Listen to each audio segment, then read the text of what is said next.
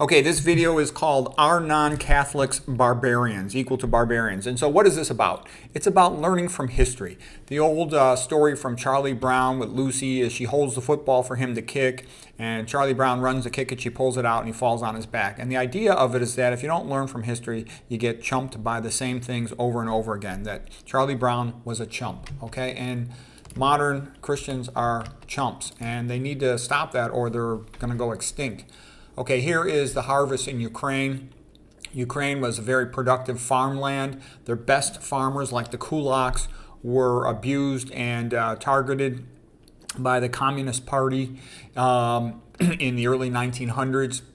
And they had a tremendous famine in Ukraine, and they starved millions of Ukrainians to death. Okay, and what I would say to you right now, the current war in Ukraine is really the same thing. You know, the Democratic Party of the USA is really the Communist Party, and they wanted to get rid of all the white Christian men in Ukraine. So that's what that war was all about. They knew what this would happen. Those guys are really smart. They devoted their whole life to the study of political science and psychology. They knew exactly what would happen to Ukraine. The white Christian men in Ukraine would get killed, and that's what they wanted to have happen. And that's what's happening all over Europe. You got these bizarre marriages where the wife is actually a man, and they're being blackmailed to do as they're told, and they're doing things like, you know, big surprise, Notre Dame had a fire.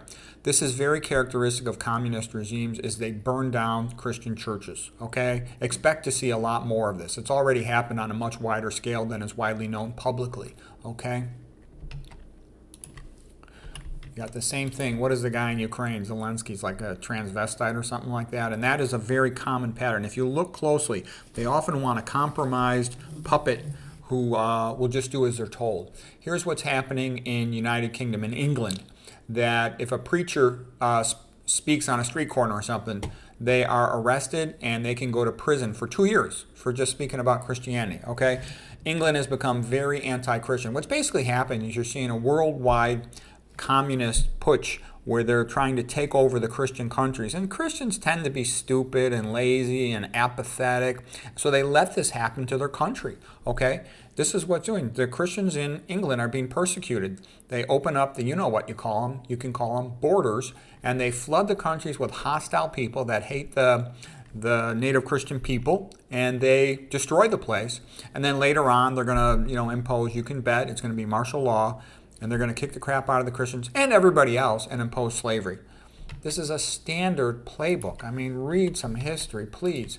Okay, the same thing's happening in Ireland. They're flooding the country with hostile, primarily men of the age for, the military, to brutalize the Irish people. The Irish rulers are communist, and they are hiring a police force from Pakistan with the idea of brutalizing and genociding the Irish people. Okay, this is what's happening. All of Western Christendom is undergoing this process, and it's not a good thing. And unless people become aware of it and start talking about it and let their rulers know, they don't want to allow this to continue, it's going to continue. Okay, this is it. Okay, this is the genocide of Christendom. And it's been planned for decades, okay? This has been in writing for decades. Open a book and read if you haven't heard of it, okay? This has been around for a long time. This is what Christian societies were like. This was like what America used to be like, okay? I can remember in the 1970s, almost every single one of my friends, their parents were married, they owned their house, they were so wealthy, they didn't even have to work, okay? You didn't even have to pay for college in the early 1980s in California. The state was so wealthy, and now it's, a third world crap hole. Okay, this is what atheism does to a country. It makes the people weak and purposeless and decadent, and then they start getting taken over by foreigners, and all kinds of bad things happen. And USA is descending into this. A lot of it is planned, of course, by the Communist Party, but this is what is happening, okay? These are the paintings of Thomas Cole, The Course of Empire Destruction. It's like the Cycles of History by Giambattista Vico. Okay, and then this is what they do. The communist government will take all the Christians, especially their priests. They'll either kill them or they'll imprison them, put them in slave labor camps. They'll put all the Christian people in slave labor camps. In Russia, they killed 65 million Christians. And they do pretty much the same wherever they take power, okay? Because they know Christianity says things that don't work for them. It says that all men are created in the image of God. In God's eyes, all men are equal under the eyes of God. They don't want that. They want total power, okay? Now, I'm also going to talk a little bit about the difference between Catholicism versus Protestantism. Catholicism is quite, has a lot of overlap. And the important thing is all the message of Christ. There is no argument about the message of Christ. Love thy neighbor, turn the other cheek, learn to forgive, and things like that. That which you do to the least of my brethren, you do unto me, so that, everybody is equal in God's eyes, and you be nice, okay? And like here is St. Paul preaching in Greece, in Athens, at the Areopagus. This is a painting by Raphael, 1515. It says, if I speak in the tongues of men and angels, but have not love, I am a noisy gong or a clanging cymbal. And though I have the gift of prophecy and understand all mysteries and all knowledge, and though I have all faith that could move mountains, but have not love, then I am nothing. Love is patient. Love is kind. Love does not envy or boast. It is not arrogant or rude. It does not insist on its own way. It does rejoice in truth. Okay, love bears all things, believes all things, hopes all things, endures all things. Love never ends. So now abide these three, faith, hope, and love, and the greatest of these is love. 1 Corinthians verse 13. Okay, so why do I tell you that? Because Catholicism is about this. Yes, Catholicism has made some mistakes. Every culture and religion has made some mistakes, the people of it. But what I'm trying to say is this is largely what it is about, and that's an important point, to try to be a little more loving and nice. It's totally about the family. Like the most honored person is, Christ and the Virgin Mary, the family, okay? The family is the center of everything in Catholicism. I went to a Catholic grade school. I can tell you everything revolves around the family and the parish activities. It's good. There is a strong sense of community. All the families knew each other, and you were encouraged very much so to help each other. The education at the Catholic school was just as stupid as it was in the public school. Almost as stupid, not quite as stupid, but it was pretty stupid. They used similar books, but the religious education, the social education was much better. There were all kinds of charities. The adults were in charge. There were no fights in the Catholic school. There were no drugs in the Catholic school. There was no one having sex in the Catholic school. Whereas you go to the public schools, in the junior highs, they're selling drugs, there's fighting, there's all kinds of bad behavior, and the hallways are dangerous places.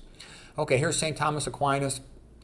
Before Christ, painted by Santo di Tito, and he's basically saying, God, I've been trying, I hope I did okay. And God's like, oh yeah, you did okay. The vision of St. Thomas Aquinas. And the reason I show this is fundamental to Catholicism. Basically, you take up your cross, you say, I made mistakes in my life, but I'm going to do the best I can to try to be a good person and do something good while I'm here on this earth. That leads everybody to having, the best possible life they can have. And also, you see good movies come out of Hollywood when there's a Christian theme to it. Basically look at Rocky. Rocky was a guy who had one screw up after another. He's kind of a loser, basically. But he sort of had his chance to become a champion and to, marry a good woman, have a family, and have a good life and be a good man. And he takes it. And Mick is, the old coach, and he does the best he can to help him. It's good. It's good. Okay, we used to have a lot of movies like this, like Rocky, all the Rocky movies. I loved them, okay? I used to watch that when I was a kid. Wedding of the Virgin by Raphael. And again, Catholicism, it's all about the family. The family is the highest thing, whereas modern communism, atheism, it wants to get rid of the family. What do you think of a lot of this LGBTQ stuff is in polygamy? It's designed to get rid of the family. All these dating apps and social media, they're designed to bring about polygamy. If you look around, you will see that a very, very, very high percentage of young men are virgins or have never had sex before because it's turning into polygamy. The guys who are Rico Suave, good-looking, tall Romeos, they've got 5, 6, 7, 8, 9 girlfriends. And this has been around for a while. I saw this when I was young. I had friends that were tall, and these guys were banging 5, 6, 7 girls at a time. And regular guys wouldn't get laid for years, for a decade, okay? And so when you got sort of a Catholic society, people get married at a relatively young age, and they go their own way, and there's a lot more pairing off. People are more likely to have kids. Kids are more likely to be born into marriage. Out of wedlock, childbirth is off the charts nowadays, and kids are much better off with a mother and father. Women cannot be a father. They don't know how to think like a man. They don't know how to teach a child to behave with the objective perspective of a man. They can't. They stink at it, okay? And this includes, I got MD, PhD, doctor, lady friends that tried raising kids by themselves, and they made tons of screw-ups. They messed up their kids. Okay, here's the Sistine Chapel, Madonna and Child by Raphael. It's beautiful. Again, the woman is like the super honored in the family, okay? I saw my mother. My mother was like a queen, a matriarch, okay? She was the most powerful person in the whole family. My dad was, the chump who pays the bills compared to her, okay? And what I'm trying to say is, women, if you want to talk about being honored, feminism is not your friend. Feminism tries to turn you against men, make you hate men, and it makes men not like you either. And you end up as lonely old cat ladies. Versus Christianity and Catholicism, it honors you greatly, okay? And I can tell you, I've seen the Catholic families, okay? Here's like a perfect example. It's a wonderful life. It's beautiful. The family is the center of everything, the most important thing. And so it honors the individual, it honors the family. I'm telling you this because people might take this for granted, but it's fading out. It's going fast, okay? And look at the kind of movies that come out of Christian Hollywood, Catholic Hollywood. The Bells of St. Mary, Bing Crosby, Ingrid Bergman. It's beautiful. Movies like Spencer Tracy and Mickey Rooney and Boys Town. I watched all this stuff when I was growing up, and there's a whole bunch of other ones like it. They're good. They have a good message. Be nice. Help each other, people. Be reasonable. Give people the benefit of the doubt. We take these things for granted, those of us who grew up in sort of Christian environments, but this is fading away. Here's a postcard. I don't know if this is the one from my mother or just a copy of it, but my mother, when she had cancer, she went on a religious pilgrimage to Medjugorje. I didn't know that much about cancer. It was many, many years ago, like over 30 years ago. But, she lived like 11 years. Everybody thought she was going to be dead in 2 or 3 years.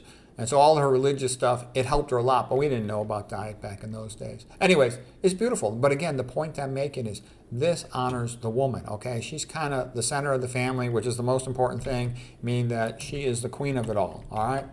Here's the Sermon on the Mount, Christ, telling everybody, be nice to each other, help each other, love each other, all this stuff. That's what Christianity is all about. And all men are equal in the eyes of God. These things create the best possible society you can have. Yeah, the regular people are not going to be saints, but they're going to be a lot better than they would be without it. And I tell you this because this is all being destroyed. And really the foundation of Christianity, yeah, there's a lot of stuff from the Old Testament, but in my opinion, it's equally important, the ancient Greeks. If you look into Christianity, the mindset of it, the philosophy of it, it's very much related to ancient Greece and Athens. So here is the Acropolis, here's Pericles giving his speech, and even Nietzsche had said Christianity is Platonism for the masses, okay? Now, obviously, that's a major oversimplification, and Nietzsche hated Christianity. But what I'm trying to tell you is the ancient Greeks are foundational to Christianity. There's no way around that. They were the greatest of the ancient people. There's no other ancient people 1/3 as interesting as them, 1/10 as interesting as them. You see them, they're an amazing story, the ancient Greeks, okay? Okay, here of course is, man created in the image of God, therefore man is part divine, therefore he deserves to be treated kindly and respected. And then one of the things I love about the Italian Renaissance was this painting here in the Stanza Signatura, the signature room of the Vatican. This is the School of Athens by Raphael. And what you're basically seeing here is a combination of Roman architecture with Greek philosophers and scientists. There's Plato pointing up to the sky, to the perfect forms. There's Aristotle pointing to the ground, talking about practical objectivity and observation. And it's magnificent. It sort of brings home the point that Catholicism is what is called syncretic. Syncretic means that it absorbs whatever is good from the cultures around it. So it absorbed a lot of useful knowledge from the ancient Greeks, who had a bunch of geniuses in Athens who did all kinds of great things. And they also learned a lot, from the Romans with their architecture, etc. So it's able to sort of absorb other cultures and societies and get the best out of them. So it's able to continuously improve, but what it needs is noble masculinity as leadership. But this is a magnificent painting, The School of Athens by Raphael. And the Catholic cathedrals are the most beautiful buildings ever made. Here's Chartres Cathedral. It's just magnificent. It's beautiful. And it's even more beautiful inside. It honors mankind. It's high because the spires aspire to Christ, to God, to heaven.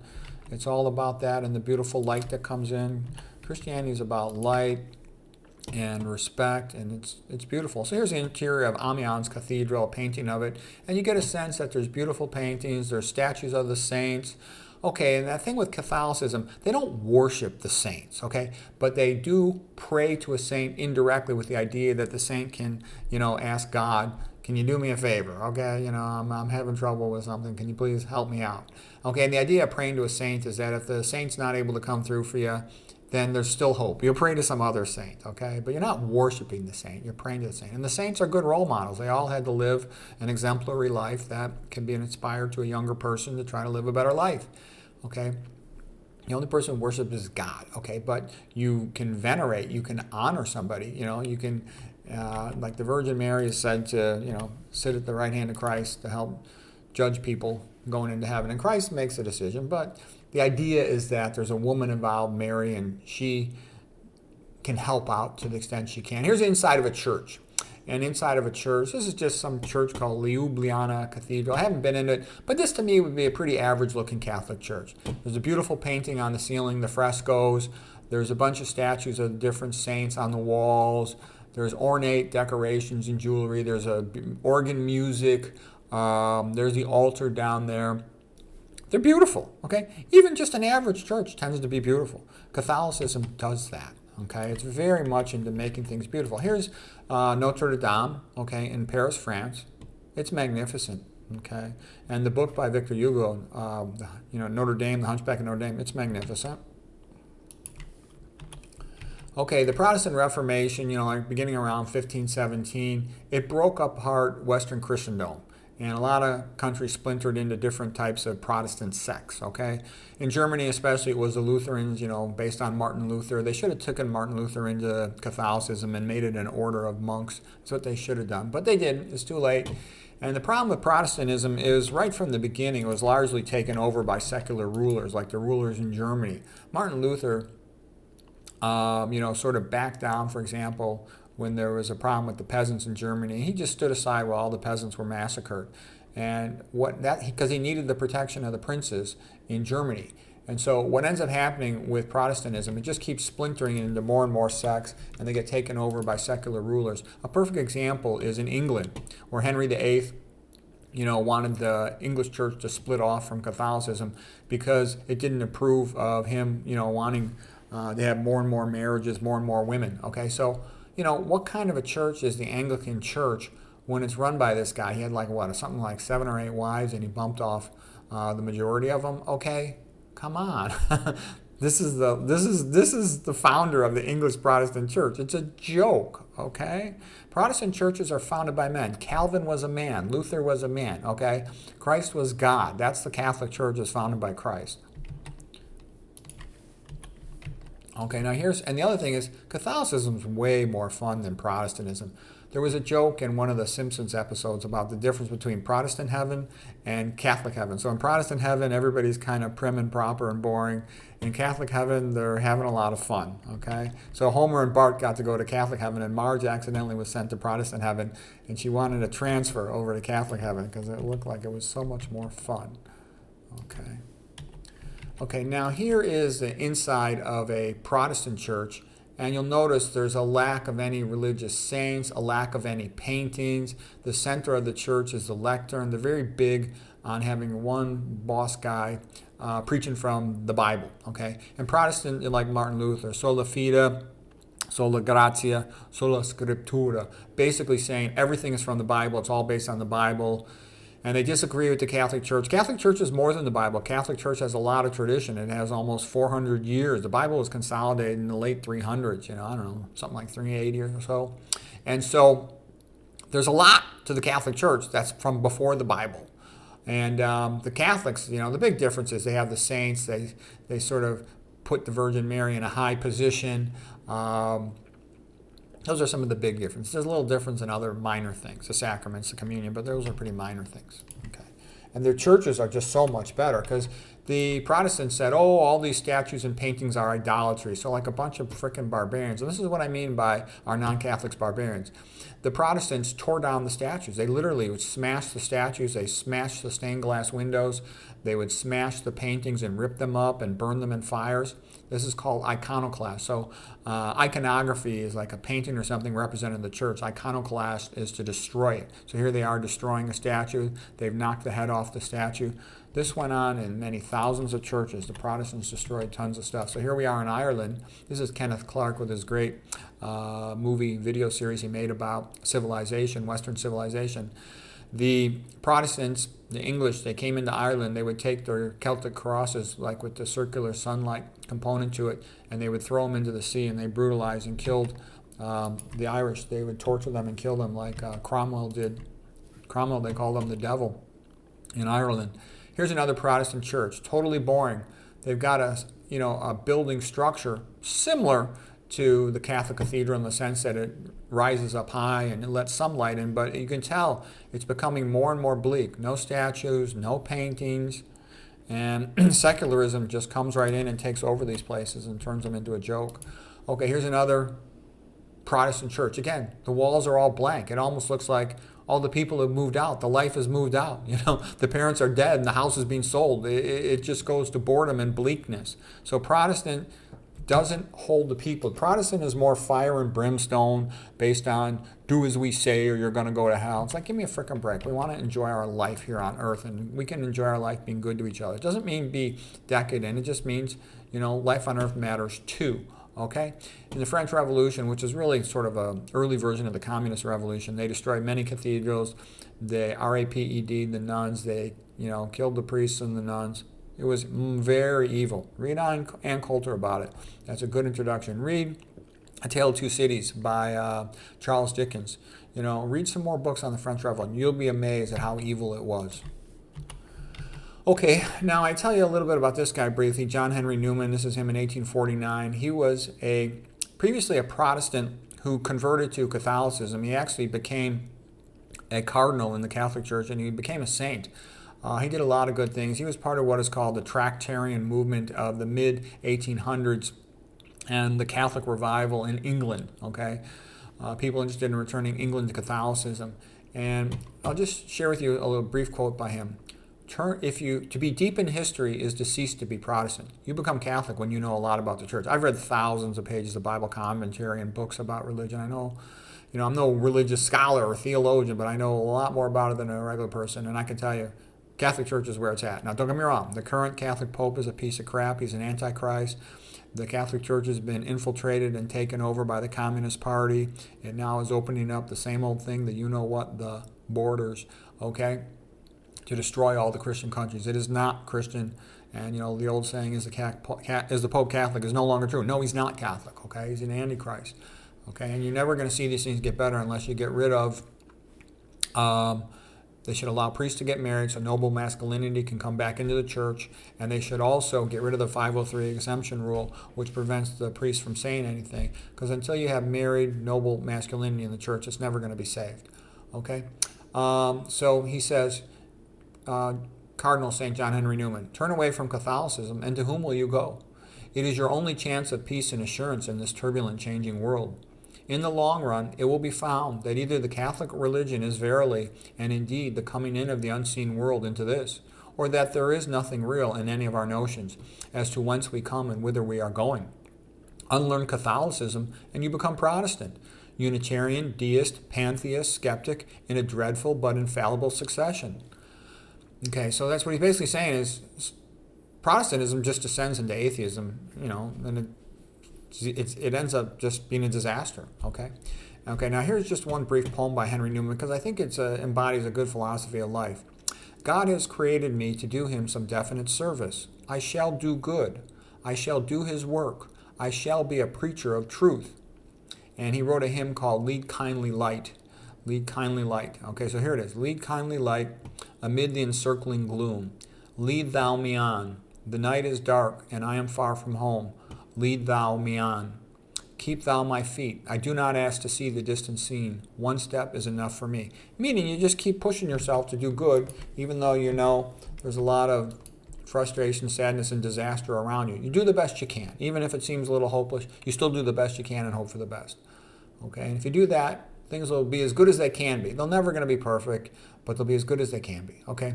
And Augustus Welby Pugin was an English architect who was also part of the Catholic revival in the 1800s in England.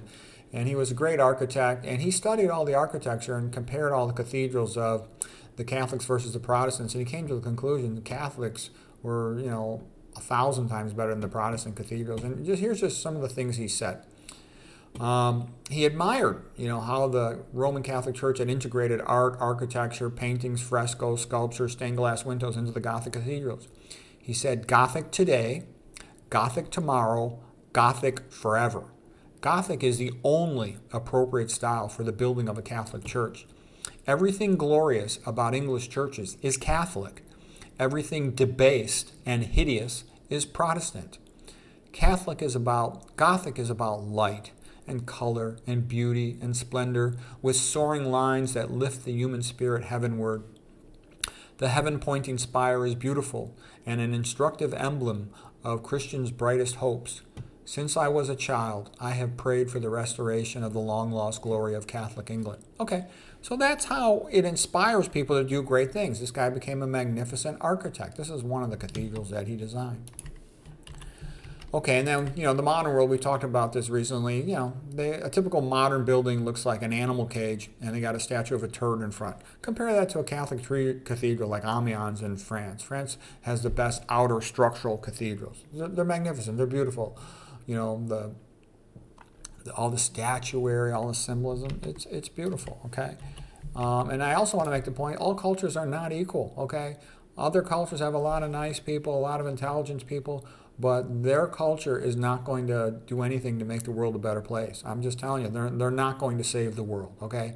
They might have a few nice points here and there, and yes, they produced a lot of nice people, but this guy is a real smart guy. He's from India. His name is Vishal Mangalwadi. This is the book he wrote, The Book That Made Your World. It's all about how the Bible created freedom in the world. And he says the Bible is the only force known to history that has freed entire nations from corruption while simultaneously giving them political freedom. And he's right. It is what brought freedom to India was the influence of the Christian missionaries. Okay, and he talks about how it also brought science and objective thought. Before that, he describes them as having something he called Maya, this idea you could never know the truth, there's no point in trying, and that leads people to be lazy. Plus, the other problem with most of the world is that most countries have been ruled by tyrannical dictatorships whereby whenever somebody produces something, the dictator steals it away from them. So they can never keep their intellectual inventions, and because of that, they have no incentive. And that's why you got tons and tons of alcoholics, drug abusers, and just people with no hope. Okay, so here's another quote of Vishal Mangalwadi. The Bible created the modern world of science and learning. The modern scientific method arose out of the Catholic Church, okay, because it gave us the Creator's vision of what reality is all about. That is what made the modern West a reading and a thinking civilization. Postmodern people see little point in reading books that do not contribute directly to their career or to pleasure. This is a logical outcome of atheism, which has now realized that the human mind cannot possibly know what is true and what is right. Yeah, so he's completely correct here, and I've noticed that amongst most of my doctor friends, okay? They sort of like, hey, yeah, medicine's fucked up, but so what? We make our money, what are you going to do? Enjoy your money, enjoy your life. All right? And you'll notice that Hollywood has become a piece of crap. Everything Hollywood does, it all stinks because it's evil, because it comes out of atheism. All right? This is an important point. Catholicism sort of inspires you that there's sort of a struggle between good and evil. Now here, look at one of the Hindu gods. This is a god called Ganesh. Okay, and this is sort of their god of education and arts and culture. Okay, maybe he's got some symbolism here. I don't know. Okay, it has the face of an elephant, 4 arms. Okay, I don't know much about Indian culture, but all I can tell you is this is not going to save the world. This is something local to India, part of their history, that's fine, but I'm making the point, this is not going to save the world. It's either going to be, we're either going to descend into communist takeover with a return to slavery, or we're going to have Christian ethics come back, okay? And I hope Christian ethics comes back. Now here's the Buddha, the big fat Eastern Buddha. Ashok, when he took over India, after he brutalized and murdered tons of people, he said, okay, I'm converting to Buddhism. I want everybody to convert to Buddhism. And what he really meant was, go sit in a corner and say Om and shut the hell up. If you give me any trouble, I'll kick your ass, okay? And Buddhism isn't going to save the world, okay? If people like it, fine. But like I said, I've studied the lives of numerous, hundreds of great achievers.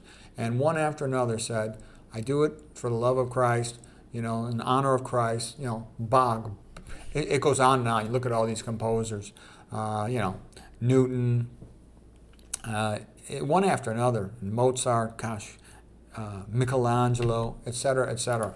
You'd be amazed at how many people say that. That's had a big influence on what I've been doing in my life. Okay, now here is how Catholic art saved the faith. This is about the Catholic Counter-Reformation. The book's by a lady named Elizabeth Lev, and how they started to realize that people would get sick of the brutality of Protestantism. Protestantism was evil. It killed a lot of people. And don't get me wrong,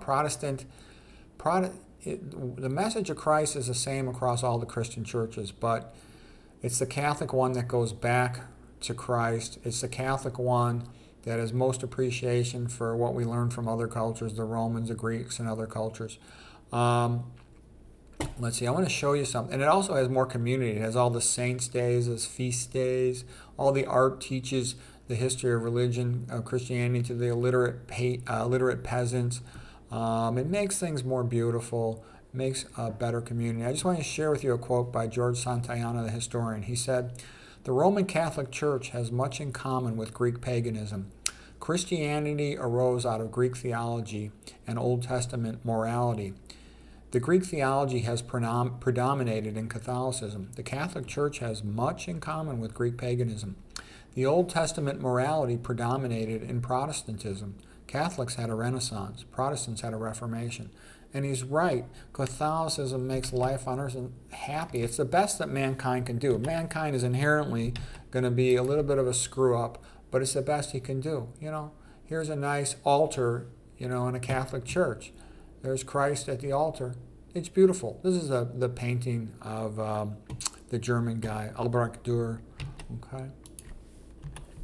All right, and we talked about this recently. If you have atheism, you end up with modern art, phony crap museum where there's statues of feces, which is an insult and a degradation. Catholic sculptures like this, the Pietà, Michelangelo, Christ in the lap of the Virgin Mary, his mother. It's beautiful. It's magnificent. It's sublime. It's beyond great. And this is where we're at. We're either going to continue with all this BS, this woke, leftist, communism BS, which wants to destroy mankind, destroy Christianity, and enforce slavery on it. So you just have a couple, rich people that basically own everyone else as a bunch of slaves, okay? And they will have total power over you. They already almost do. Basically, they consider all the regular people as the proles, as peasants. If they want sex with your daughter, they can just take her. They can bump you off and take her. They can do whatever they want, okay? You have no power. You have no say. You have no rights. Nothing. That's what this is all about. That's what it's headed to, atheistic Darwinism. And this is the Great Awakening, the idea that we're going to return to Christian ethics. You don't have to be a Christian, but the society should have Christian ethics. That the individual rights are the most sacred thing and the family is the most sacred thing, okay? You need that, otherwise you're not going to have it. And people don't understand. We're already down this path about this far, and I hope we don't hit the point of no return. Christianity in the world is weak compared to what it used to be, even though it's the most common faith. More than, I think it's like 2.3 billion Christians in the world, more than any other religious faith. Okay, so there's an arm wrestling match between, Satan and Christ, and hopefully Christ is going to win. I hope so. Okay, and like I said, it just creates one magnificent piece of art after another. Christmas Carol, all about the family and the individual. It's beautiful, okay? Scrooge repents, becomes nice, and Tiny Tim lives. That's kind of how it goes. Okay, the movie is magnificent. The book is magnificent. It's the greatest novel ever written by Charles Dickens, okay? By anyone. It's the greatest novel ever written. I've talked about these things before. Christianity takes winter that's cold and bleak and turns it into the best time of the year. It's the light of the world. The Christian Christmas lights, they're beautiful. The Christmas carols. Christian music is 1,000 times better than any other music. I've made a whole book about it. I've made tons of videos. It's all free. You'll see the magnificence of Christian music, okay? It's the best music in the world by a factor of, 10,000, okay? There's no other culture that's got anything like this, please. There's no other culture. 99% of the good art is all Christian. And here's the great movies that come out. Les Miserables by Victor Hugo, the great French writer of the 1800s. Magnificent. Okay, Dostoevsky, the great Russian writer of the 1800s, Brothers Karamazov. And the point of this book is you learn how to live. You learn how to live. Be like Alyosha. He was the best man. Even though Ivan was a genius, Ivan got mixed up in atheism and it ruined his life, okay? Alyosha, you read Alyosha, you could relate to Alyosha. And I just want to show you again. You read Les Mis. and you realize that the bishop saved Jean Valjean. And because the bishop saved Jean Valjean was able to do all kinds of good things. But without the bishop, Jean Valjean would have been toast, okay? Here's Quo Vadis, okay, and it's a magnificent book. And it basically is a contrast between the Romans and the early Christians. The Romans were kind of a bunch of thugs, like Eastern collectivism, okay? Okay, and that's it. And so I just make the point that I hope it's not too late to save the world, and that there'll be a return to Christian ethics. And, you know, these other cultures, for whatever their strong points, and yeah, they got a lot of good people, a lot of smart people, they just can't do it. They don't have it. You know, most of them don't even have any art, or they don't appreciate art, or they think art is idolatry. They're not going to have the moral backbone or fiber or cultural examples to save the world. Only Christianity can do it. That's just a fact. Take it or leave it. Anybody who studied history knows this. So we're either going down the path of atheistic Darwinism and slavery and all the evil things that go with it, or we're going to have a return to Christian ethics. I hope we return to Christian ethics.